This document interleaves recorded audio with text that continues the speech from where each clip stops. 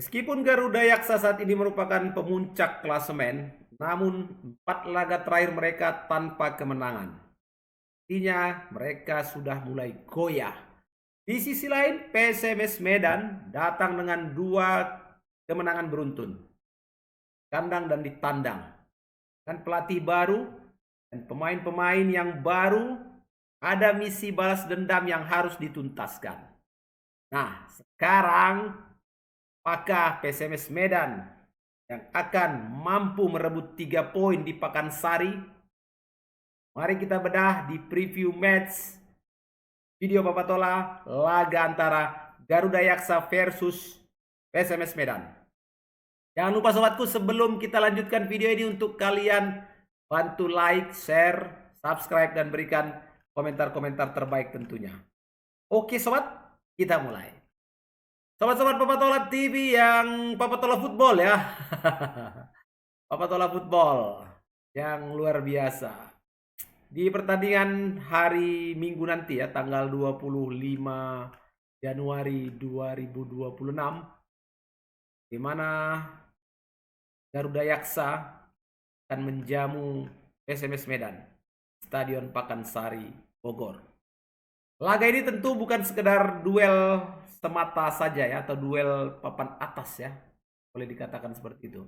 Tapi pertarungan 2 agenda besar. Karena Garuda Yaksa harus menjaga puncak klasemen yang sudah mulai rapuh, dan di satu sisi PSMS Medan datang dengan tren positif, dan ini tentu akan menjadi duel yang sangat sengit. Di putaran pertama memang Garuda Yaksa unggul 2 gol ya, 2-0 di kandang PSMS Medan, dan saat ini mereka memimpin klasemen dengan 30 poin. Bawahnya ada Adiaksa dan juga Substit. Kita tahu bahwa Garuda Yaksa ini punya pola dasar dan karakter bermain yang cukup baik ya. Terbukti mereka bisa menjadi pemuncak klasemen itu diwarnai dengan dominasi penguasaan bola dan agresivitas mereka melalui sayap dan second line. Dan kemudian pemain-pemain Garuda Yaksa juga kuat ya, kuat dalam duel udara dan bisa memanfaatkan set piece dengan baik.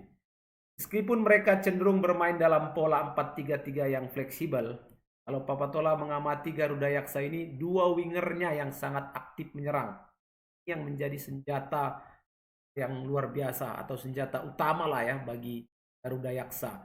Kemudian bagaimana mereka bisa menyerang dari half space dan juga fullback yang rajin untuk overlap. Jadi kekuatan Garuda Yaksa ini pertama dari stabilitas struktur permainan. Kemudian mereka punya tekanan tinggi di 20 menit awal. Selalu mereka akan melakukan pressure ketat, pressing ketat. Juga tentunya tekanan, agresivitas maksud Papatola ya, agresivitas di 20 menit pertama. Kemudian efektif saat unggul lebih dahulu. Ini yang harus diantisipasi oleh PSMS untuk tidak kebobolan di awal babak pertama. Nah, mental kandangnya juga cukup solid ya. Tapi begitu pun Garuda Yaksa juga sudah pernah kalah, sudah pernah imbang juga. Jadi ada titik lemah yang kita perhatikan. Pertama, konsentrasi mereka menurun di babak kedua. Kemudian transisi bertahannya lambat saat kehilangan bola. Ini artinya perlu kewaspadaan juga bagi pemain-pemain kita untuk melihat celah ketika mereka lambat dalam melakukan transisi. Kemudian 4 laga terakhir tanpa menang ini menunjukkan mereka kehilangan momentum.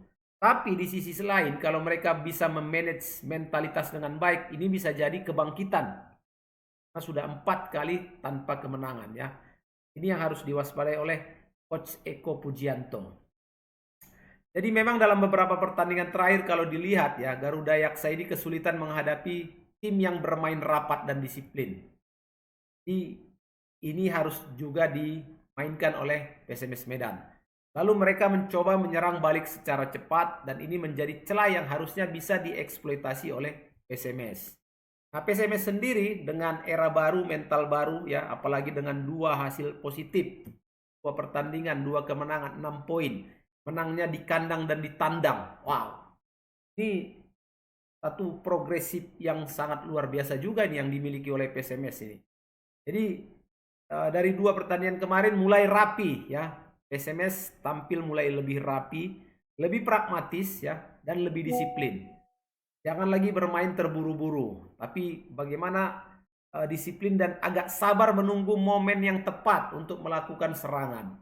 Jadi Coach Eko itu Papa lihat dalam 2 pertandingan ini dia membawa apa namanya? Pendekatan compact block di lini tengah.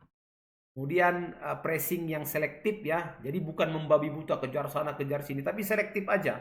Selektif ini juga indikator kedisiplinan juga sebenarnya ini, kan gitu ya. Makin disiplin ya makin bagus, makin selektif juga dalam melakukan pressingnya. Tapi saat transisi cepat, saat bola direbut, nah ini yang harus segera bisa dimaksimalkan oleh PSMS ketika nanti bertanding menghadapi Garuda Yaksa. Namun di pertandingan kemarin-kemarin memang kita melihat tidak adanya Felipe Cadenazzi ya, karena memang dia dikasih sanksi 4 pertandingan kalau tidak salah. Dan di pertandingan menghadapi Garuda Yaksa sepertinya Cadenazzi sudah bisa bermain. Di sini Coach Eko harus benar-benar menimbang, memikirkan secara matang. Karena Rudiana juga sedang on fire ya. Dia benar-benar mengeluarkan seluruh kemampuan terbaiknya sejak diberi kepercayaan jadi starting line up dan juga menjadi striker. Nah, Felipe Cadenazzi memang dia menjadi target main yang murni ya. Karena dengan postur dan juga karakter bermainnya. Boleh dikatakan berharap Cadenazzi ini sebenarnya dia kuat dalam duel fisik. Dan kemudian bisa membuka ruang untuk second striker dan winger.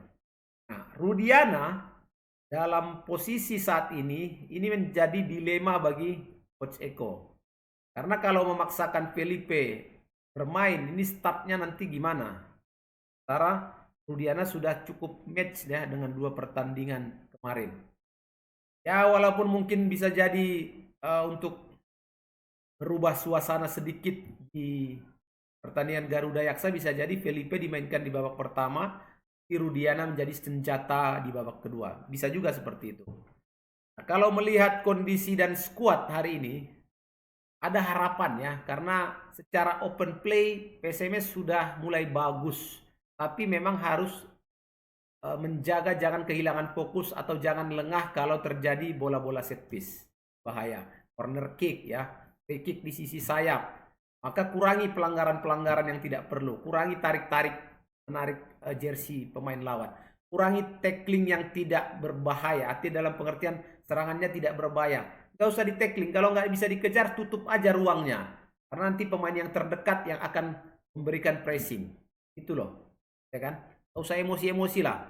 Ini kita main cerdas, main tenang.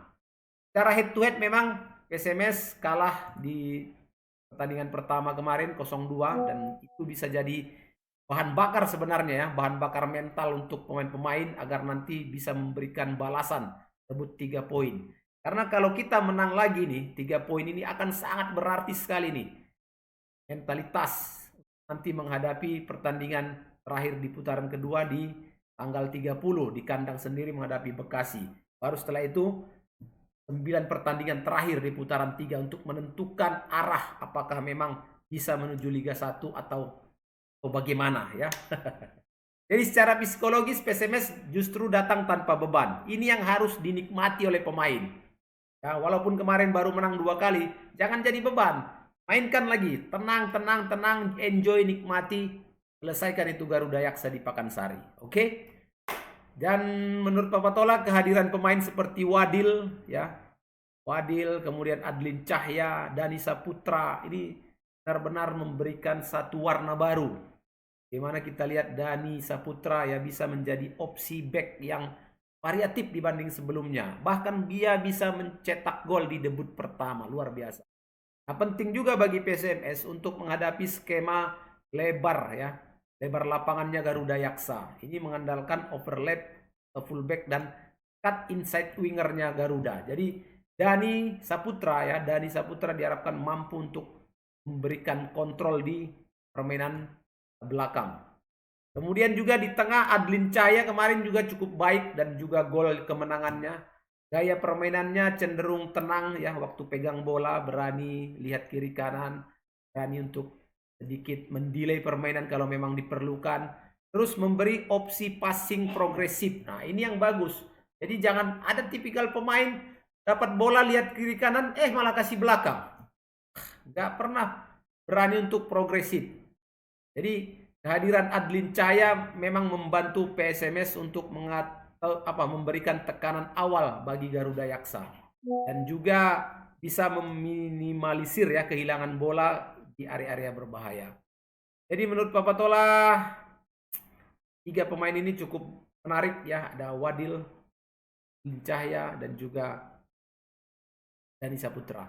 Untuk Wadil, dia memang mungkin bisa menjadi faktor krusial ya saat laga berjalan intens dan menuntut stamina tinggi. Jadi Papa Tola berharap PSMS bisa berikan yang terbaik di pertandingan menghadapi Garuda Yaksa, dan kita harapkan, kita berikan doa dan dukungan untuk bisa meraih kemenangan. 3 poin bawa pulang dari Pakansari. Ayo PSMS, Ribak Sude. Yes. Oke sobat-sobat, itu dia preview match Papa Tola di laga Garuda Yaksa menghadapi PSMS Medan nanti pada hari Minggu tanggal 25 Januari 2026. Jangan lupa untuk like, share, subscribe, dan berikan komentar terbaik di video-video Papa Tola sobat. Sampai jumpa. Assalamualaikum warahmatullahi wabarakatuh.